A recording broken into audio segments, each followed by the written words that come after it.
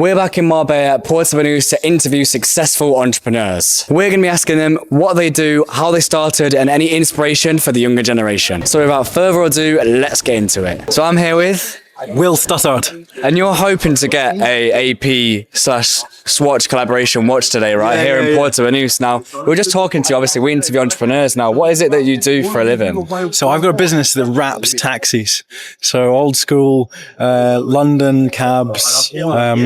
We do it all through the UK, as far north as Inverness. Most of our business is in London. We do hundreds of taxis. It takes us a couple of weeks to wrap 100 taxis. They go around London. We've got GPS tracking on them, so we can see how many miles that they've covered, and we can see like the map of the coverage that one of our clients has got. It's really cool. We get lots of repeat business. It's a nice little business. Yeah, no, it sounds good. And obviously, like, what are you wrapping it with? Is it like designs or is it just like standards?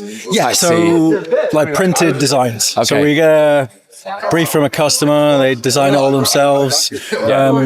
We basically have it fitted and it looks like a different vehicle. It looks like goes from being a nice old school black cab to having someone's branding on it. Cool work, man. Yeah, and how did you get into that? Like, that's, like I say, it's super niche. Like, how did you even start that? So I started a mobile, I studied mechanical engineering at uni. Okay. We designed this scrolling billboard system and we put it on the back of a truck. And our first customer ended up buying the business. Really? So buying the whole business? Buying the whole business. And then we expanded into all different types of advertising. Yeah. And taxi advertising was the one that people resonated the most with. When you first set up that business, it was obviously the billboards on the back of vans. So you kind of translated that into this business now. Yeah, this was the thing that was easiest to sell to people. They understood what taxis were and the branding on them. It was the most affordable. So it was like the cost of a billboard for 2 weeks would get you a taxi for 6 months. Wow. So, and we've just transitioned from there into London, and that's our busiest place. That's absolutely amazing, man. And as a last question, what is your best piece of advice that you'd give to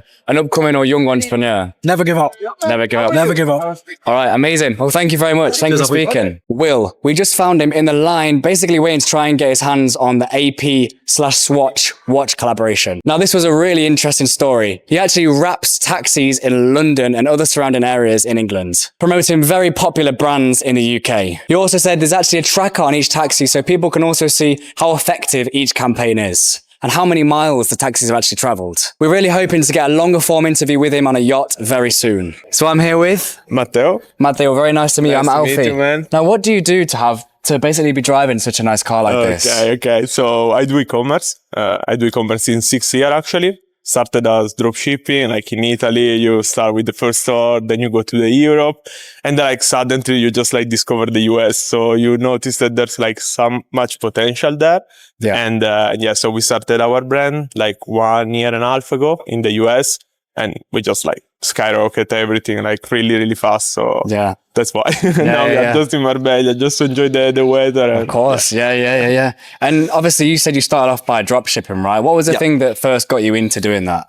Yeah, I mean, at the start, you just start like with random product that you see that have like some potential. So you just go between like a store, then you start with another store. I mean, everything lasts maybe like 1-2 months. You need to scale it really quick. A lot of copycat will come to like try to sell the same product because actually you're not owing anything there. But that everything changed when you actually have your own brand. So you're much protected, of course. You have your own trademark.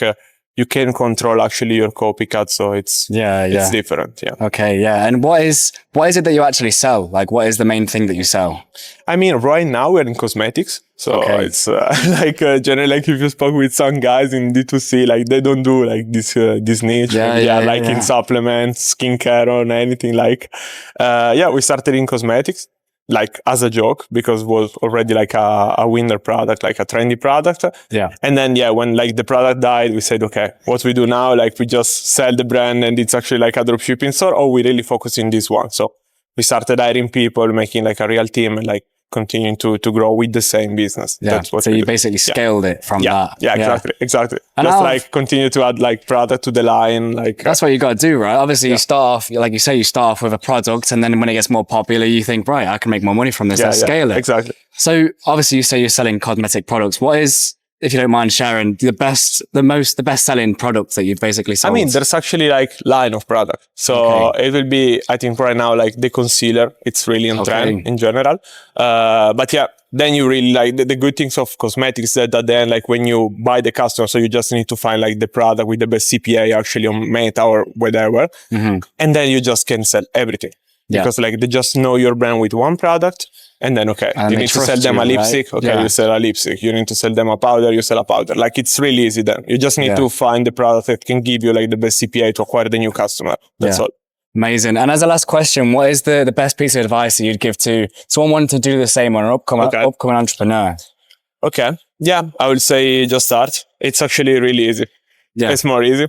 Don't buy a course. I'm not selling course, and I think like everyone that needs to start, they just need like to start on YouTube because it's full of information. And just start. It's easy. I mean, YouTube's literally full of free information, free videos, and you can find basically anything. You can find anything. Then if you're not unsure about something, like go to Claude and ask to Claude like to explain the video. So it's it's easy. It's easy. Well, amazing. Thank you very much for speaking. It's been a pleasure. Thank you. He works in e-commerce and he just said that his best-selling product is actually concealer. As we've heard before, beauty products seem to be super popular, especially for people working in e-commerce. So I'm here with Chris. Very nice to meet you, Chris. Nice to meet you. Now, you've got a beautiful Merc here. Yeah. What is it that you do to have such a nice car like this? For me, it's simple. I have a rental car agency in Marbella, one of the biggest rental car agency. I have around 50 cars. Wow. Amazing. My agency name is 5-Star Rental, and we rent just a lot of different luxury cars here in Marbella. So this is the things. Awesome. And how did you get into that? What got you started in that kind of line of business? I started this line of business. In past, I was in army. During 5 years, I was paratrooper. And after this, I want more liberty. And I start to try every kind of business, like e-commerce, like drop shipping, like, MLM, all these type of things. And then what is good for me is the cars. I'm really passionate about the car. I love the cars. So for me, it's really good, that I do my passion. I do my business is my passion. Yeah, you enjoy it, right? Yeah, exactly. I think that's one of the most important things, doing something that you love. Yeah. What was this is completely different, but what was the key factor that helped you scale your business? The key, I scale my business. Yeah, this is the question. Yeah. Actually, I started in France, this business. It was good. I was one of the biggest agencies of the southwest of France when I started. But after I moved in Marbella to holiday, and I understand that, it's a big money. It was, I think, close to 5 years ago. Yeah. And, this is simple. I just, do again exactly this business. I took the car, from some investor sometime. Yeah. It's a car of investor. It's not all my cars. Sometimes I have a car of mine in a leasing, the car of some people like who own the car, and I just do like a concierge system. I rent for them, and we do the money with this. So the key is just be serious on what you do, on what you want to achieve. With the social media also, I post every day, my personal social media with my personal brand. I also post a lot with, with the rental car business, and we are straight with people. We don't scam the deposit. A lot of people, unfortunately, here in Marbella, it's this type of place with money. People love to scam. If you do the high speed, if you do random shit, they will scam you. And the thing is, you have to be straight with the people, and everything will be all right. Be honest as well, right? Yeah. It's the most important thing, to be straight with people, honest with people.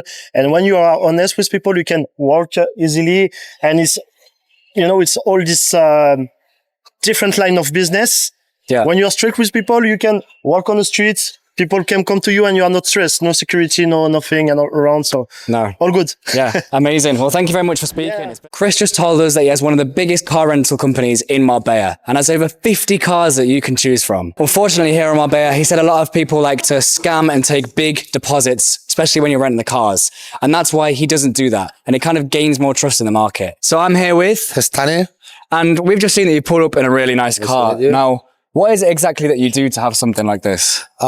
We do a lot of things together with my partners. What I mainly do here is property management and wealth management for some, let's say, families or groups here in Marbella. Okay.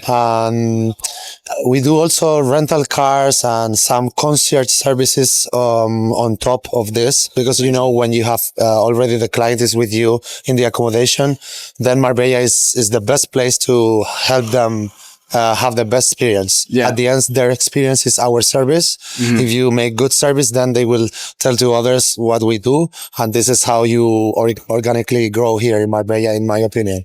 Definitely, yeah. Service is one of the main things you have to always focus about. Okay, and where did you start? How did you start? Like, what did it look like for you? I came to Marbella 10 years ago, basically with nothing in my pocket.